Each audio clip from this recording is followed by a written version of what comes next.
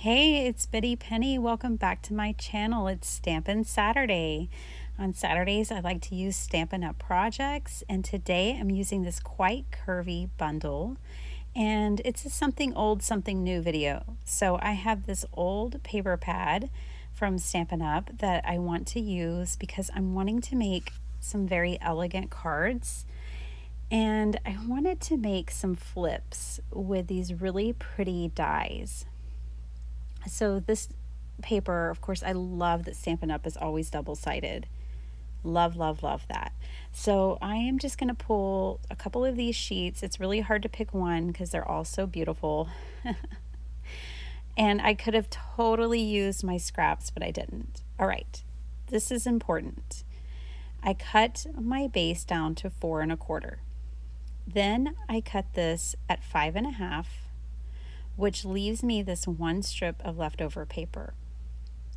If I cut that down to 3 1/4 by 4 1/4, I'll get 2 identical pieces. So guys, I just made this up as I went. I hadn't seen this anywhere. I didn't have measurements. I was just totally making this up. But I thought this was good because you wouldn't have a ton of leftover scraps, which is always nice, right? So I did that with both of my sheets of paper for both of my cards. And being that between 2 sheets of paper, you get 4 different patterns, that gave me enough variety that I did not need to cut really any other paper except for when I come in to bring accents in on this set. So now I'm going to start incorporating these really fun wavy dies. I'm showing you here that on this one, see that cut line? It only cuts on one side. So the way I cut it, I got this separate detail and a clean cut at the top of my card.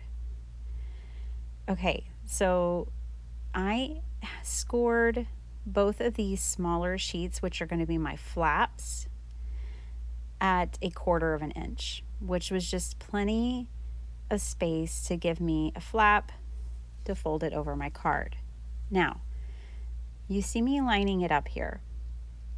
Only one of the flaps needs to line up to the bottom of the card. So on this example, the flap on the right that's underneath right now, it reaches all the way to the bottom of the card base. The flap on the left is somewhere in the middle. It doesn't matter. It's just floating, and that's totally fine. But as long as one of them is at the base of the card, then it will stand up very well if someone was to, put this up. So I'm showing you again, this die is the same way, only one edge cuts. So for this example, I wanted a lot of paper and I just wanted the decoration at the top edge. So I had to make sure that the cutting line was at the top, as you see here. So now I have one really long piece with that decorative edge. I decided, originally I was cutting that to put it there, but I actually really just like the scrap that came off of it. And if you guys know me, you know I love my scraps. I use them. So I actually decided to just use that scrap. And now I'm gluing down this other side.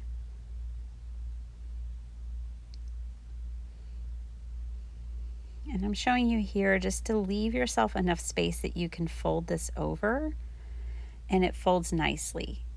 Don't get it right up in there in the corner of the crease because you might not have a good fold and it might not lay flat if you do that. So do beware of that. And here is where I'm just adding that nice edge, just a curvy edge to the top of this paper. I like this look because it kind of breaks it up from just looking like 3 rectangles glued together. It adds more visual interest this way.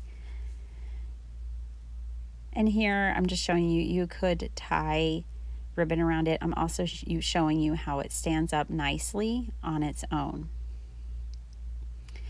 Okay, so there is a, stamp set in this bundle, and I was trying to figure out which one could fit on that top edge there and give me a nice sentiment. So I'm just kind of laying it out, and I'm trying to visualize which one goes well with the curve, as well as which one you're going to be able to read when the card is closed up. And I found one.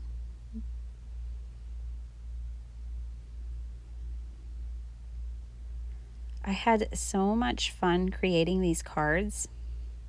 It actually has my head spinning with ideas. In fact, I'm going to have to bring out my card journal after this voiceover to start writing down all my ideas, but I'm really, really excited. And I mean, the ideas only came to me because I had this set to work with, so I'm really grateful. Okay, this is one of my tea-dyed sheets of paper. I realize that not everyone's going to have tea-dye paper in their stash. I do junk journals. I make my own tea-dyed paper, so I have plenty. You could use vellum. You could use parchment vellum, which is like what diplomas are printed on. You could use ivory. You could use another piece of cardstock, ephemera. Don't feel limited by some of the supplies that I bring in that maybe you don't have, because the sky's the limit with this. I just really felt like the texture of tea-dye paper is so nice that it would really complement the elegance of these cards. So that's why I decided to use it. Okay, so that is pretty much the front of my card. I want to adhere it to a card base, and that stark white was kind of bugging me a little bit, so then I thought, well, maybe I could stamp it, and I decided just to ink blend it. So I'm going to bring in some ink, and it's just a soft pink color, and I'm going to ink blend just the very top of that card, the part that's going to be exposed. And I really like this touch because it's so subtle, but it also helps the card base not be so harsh. So the contrast between everything that we just built up and the base that we're adhering it to. So I like that. My eye likes that. And I did decide I wanted one more layer back there. So I'm going to bring in this piece and layer this up. I really surprised myself picking this bundle when I did with my starter kit, but I felt like these curvy dies would be a lot of fun to play with, and I felt like they would give me something different. And I am just overjoyed that I picked these and that I made that selection, because that's exactly what has happened. Like, they've opened up a whole new idea for me in regards to cards, period, that I can make. And so yeah, I'm delighted. And there you go. I'm just showing you it stands up beautifully. No problem at all. You could put pictures inside there, of you, your family, your kids, whatever. You could put quotes. I'll be showing y'all some more ideas that I have, but I definitely have more ideas about this. It's almost like a flip book card, if you will. All right, I decided to bring in some more of that tea-dye paper for the inside of my card as well, just to continue the texture. It just felt a little bland on that white card base when the front is got so much going on. So I brought that in. And with tea-dye paper, you can definitely just write on it with pen. I mean, we use it for journals, so it's fine to be there and for someone to write on it. Now, I did decide I wanted to put something else on the inside of this card, so I fussy cut out this wreath that came in the paper pad, and then I just kind of am deciding if I wanted the flowers at the top or the bottom. They felt more natural. The heavy weight of them, gravity, I don't know, felt better to have it down at the bottom. I did bring in this other stamp set because I wanted the sentiment. And I think it's just really beautiful. Plus the way the font is written, it's very beautiful. And I think it matches this design. Use what you have. If you want to shop, if you'd like to pick up this bundle, I will leave it linked below. I do sell Stampin' Up products, which is why I showcase them on my channel each week. So, now's a good time to pick these up because at the end of February, celebration ends. But as of right now, if you bought this bundle, you could get a $50 item for free from Celebration. So maybe that is a motivation for you. I know it certainly was for me. I'm showing you again here the dimensions. So it's 3 1/4 by 4 1/4. If you have a bunch of like Project Life cards in your stash and you don't know what to do with them, you could do this with them. So yeah, really the possibilities are endless. And I'm so excited about exploring this design more. I will definitely be doing that. And not just with, I'm going to be exploring it with all kinds of products, not just Stampin' Up products.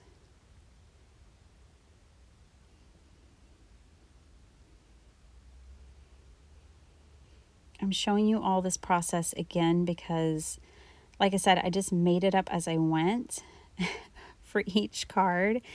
And so I figured it couldn't hurt to show you the process more than once, just so we could learn together. I want to use this die again. And this time I'm being careful, and I just want to create like an ornate detail. So I'm not wanting the full sheet, I'm wanting a portion like this. So I had to make sure, again, the cutting line was positioned this time so that a shorter slice of the paper would have the detail and everything. All right, and with this one, I only want to cut off the very top edge of my flap. That way the flap itself is not just a rectangle, it is actually a curve or a wave as well. Okay, I'm going to glue this down.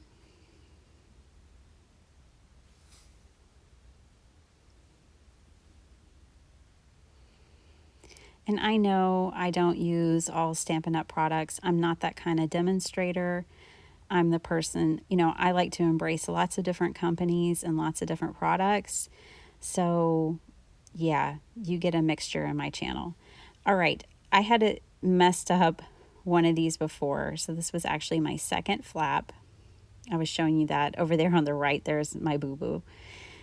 But it's not going to hold me back. Oh, no, we must go on.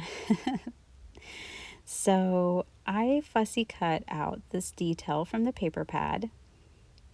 And I really like how that looks down there at the bottom of this panel. And so I'm going to glue that down. Now on this card, the panel, the small panel is my base panel. So my small panel is the one where the bottom edge of the panel aligns with the bottom edge of the card base. So this one is kind of my kickstand or support for the card to prop up nicely whenever it's on display. Once you get those kinds of structural details formulated and out of the way, then that's when you can really start to play, right? So this time I bumped this piece, this more vertical piece, up higher on the card, closer to the top edge. And then this one is going at the bottom edge of the card.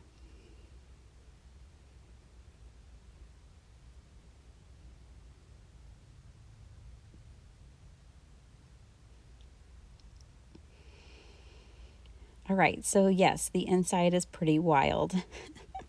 I love it because I love flowers, but I appreciate that it's a little busy. Then again, I decide to bring in my tea-dyed paper and I'm going to use it. Now, I don't mind that it's sticking out right there at that edge, but I don't want it to stick out at both edges. So what you're going to see me do here is fold this flap over and make sure that it doesn't stick down on that bottom right corner. I don't mind the top left, but I just don't want both because then it would just feel kind of sloppy to me. All right, so everything is lined up the way I like it. I am going to bring the same sentiment back in again. And then I'm going to glue this entire thing down to my card base. And guys, if you are a seasoned card maker, maybe you've seen this design before. I just haven't. And I really like it. So forgive me if it's out there and I just didn't know it, but I really, really like it. Okay, I just can't let this panel go to waste. So I trim off the part that I had scored originally. And I'm going to turn it into like a gift card pocket. So I'm bringing my last scrap of my tea-dye paper. I'm gluing this on 3 sides and popping it over here so that it can be a pocket. You wouldn't have to put a gift card in there. You could put bookmarks, pictures, affirmations, Bible verses. You could put all kinds of things in there. Sequins if you were sending it to a crafty friend, or stickers. So, it doesn't always have to be a gift card, but it just has a nice little pocket in there. And with this one, you certainly don't need a closure for these cards. Not the way I made them here with you today. But I decided I would put a bow on it, especially because this one is likely going to have a gift in it. So having a bow that you have to unwrap always feels more like a gift to me. All right, these are my 2 cards. I really hope you like it. Let me know what you think of the design down below. If you've seen it before, if you like it, you think you might try it, give me a nudge and let me know. I always enjoy reading y'all's comments. So I needed to put a little more glue here, but I didn't squeeze anything. All right, there we go. That's it. The glue actually has to come out of the bottle, right? So now that's fully adhered. And that's the first card. And then again, here's the second one. Super pretty. I could see my mother really liking these cards. Like, she loves shabby chic. She loves elegance and Victorian styles. Stuff like that is right up her alley. So I know she's going to be requesting these. And that's okay because it's Mom. And yeah, I hope you guys liked them too. Before I put this bow back on, I'm actually going to show y'all again, like the completed cards. I'm going to show you how well they stand up, and just again about the bottom edge detail. This one has that one lined up, and this one has this one lined up. And this is what they look like when they're standing up. So yeah, that is it. I want to thank you for watching my videos. I have enjoyed getting to know so many new people down in the comments below. I am just overly delighted. Hugs to you all. I hope you're having a wonderful weekend and that you get to craft. And I will again leave the links for you for my Stampin' Up page. And I hope you have a beautiful day. Bye.